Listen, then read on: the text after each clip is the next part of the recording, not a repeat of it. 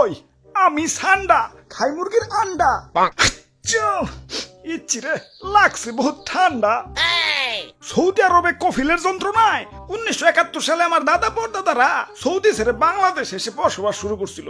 Thank you দাদু। দাদা যদি সৌদি না ছাড়তো এতদিনে তো কফিলের ছেলেবেলের পেটে চলে যাইতাম। সবুজ শ্যামল বাংলাদেশে খুব রিল্যাক্সে আছি। না আছে কফিলের যন্ত্রণা, না আছে মরুভূমির যন্ত্রণা। কি আনন্দ আকাশে বাতাসে। মন্ত্রী, ওই মন্ত্রী, আরে ওই মন্ত্রী। জি জি হুজুর। সারাদিন টিকটক দেখ লইব, রাত সবার কাম করবো কেঠা? তোমার জেঠা। আরে হুজুর দেখেন না, নেট দুনিয়া তো পুরাই ঠান্ডাময়। আপনি তো পুরাই ভাইরাল হয়ে গেছেন।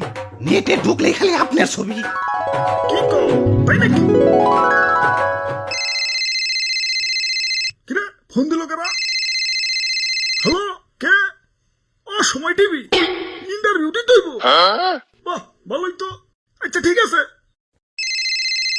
আবার কেনা? হ্যালো, কে? নিউজ 420। কি আপনার চ্যানেল ইন্টারভিউ দিতে হইব? আচ্ছা আচ্ছা ঠিক আছে। হ্যালো, না না না ইন্টারভিউ দিতে পারব না, ব্যস্ত আছি। ফোনের উপরে ফোন আইতেছে। ধুর, ভাইরাল হয়ে যন্ত্রণায় আছি। ফোনের পর ফোন। এই বাঙালি নিউজ রিপোর্টার কি খাইয়াতে কোনো কাম নাই। কেউ ভাইরাল হইলি হয়, ওরে নিয়ে নিউজ বানাইতে বানাইতে জগা খিচুড়ি বানাই দেয়। মানুষে পাত দিয়েও সারা পারে না, ওইটাও নিউজ হয়ে যায়। সবাই খালি নিউজ রিপোর্টাররা না, ইউটিউবাররাও। তাই ভাইরাল হয়ে ভালোই লাগতাছে। নিজের পুরো মেগাস্টার ফিল হইতাছে। সাকিব খানরে ফোন দিয়ে ক বরবাদ টুতে যেন আমারে রাখে। আরে হুজুর, খবর কিছু রাখেন। বরবাদ টুতে আপনারা রাখবো, নিশ্চয় রাখবো। তো এই অ্যাক্টর হিসেবে না, খাবার টেবিলের খাবার হিসেবে। হ্যাঁ, দেশে ঠান্ডা ভাইরাল হওয়ার পর থেকে দেশের পাবলিকরাও আমাকে ধরে ধরে খাওয়া শুরু করছে। অনেকে তো ঠান্ডা ভেবে বেচারা ঘুষাবেও ছাড় দিতেছে না, ঘুষাবো খাইতেছে। কও কি সৌদির কফিল কি বাংলাদেশে বললো নাকি? হুজুর এই মাত্র খবর পাইলাম, সুলতান ডাইনে ঠান্ডা বিরিয়ানি চালু করছে। এতক্ষণে কাম হইছে, বংশ তো নির্বংশ হয়ে যাবে।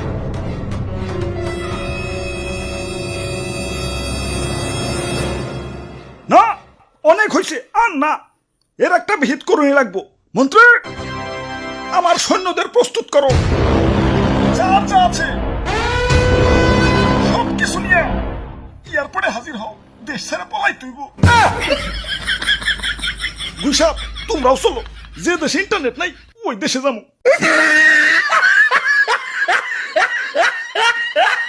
দাদু, ওয়েদারটা সুন্দর না? পিকনিক করবার মন চাইতেছে। ওরে বাপুরে, আমি এর মধ্যে নাই। ইয়া গতবার আমাদের দিয়ে মুরগি চুরি করাইছিলে, ইয়া ধরা পইরা কি দৌড়ানি ডাই না খাইছি। এই বুঝা বয়সে আমি আর দৌড়ানি খাইতে চাই না। আরে দাদু, এত ব্যাকডেটেড হলে চলবো? মুরগি দিয়ে পিকনিক করার যুগ এখনো আছে নাকি? ফেসবুক চালাও না নাকি? বুঝছি ভাই, চাচা সান্ডা দিয়ে পিকনিক করবেন তো সেই মজা ভাই।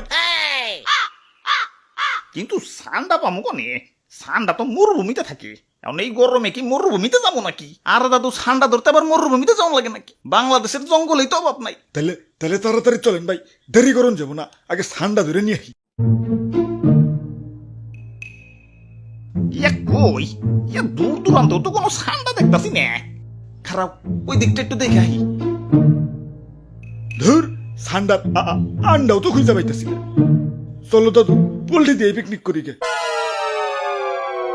আরে দাদু, পাইছি ধরছি আলারে। আমি একা ধরে রাখবার পারতেছি না। দাদু তাড়াতাড়ি হো। আরে ভাই শক্ত করে ধরেন, সাইরেন না ভাই, সাইরেন না। ওরে বাপুরে, আইট করে ধরো। দাদু তাড়াতাড়ি হো।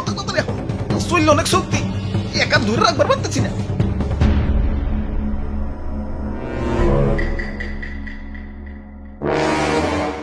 ওরে বাপুরে, ইয়া কেমন জানি দেখা যায়। ইয়া কুমির মনে হইতাছে না? আরে দাদু কি যে কও, কুমিরে তো ছোট নাকি? হ্যাঁ ঠিকই তো। ওরে বাপুরে, ইয়া কুমির তো ছোট না, কিন্তু কুমিরের বাচ্চা কইলাম ছোটই। কাম হইছে, কুমিরের বাচ্চা যখন আছে, আশেপাশে কুমিরের গার্জেনও আছে। বাবু, গার্জেনটা কিছু করো না, ললিপপ কিনে দিন, আমি যাই। গার্জেন হার আগে এইটা বলি। ভাই গার্জেন হ্যাঁ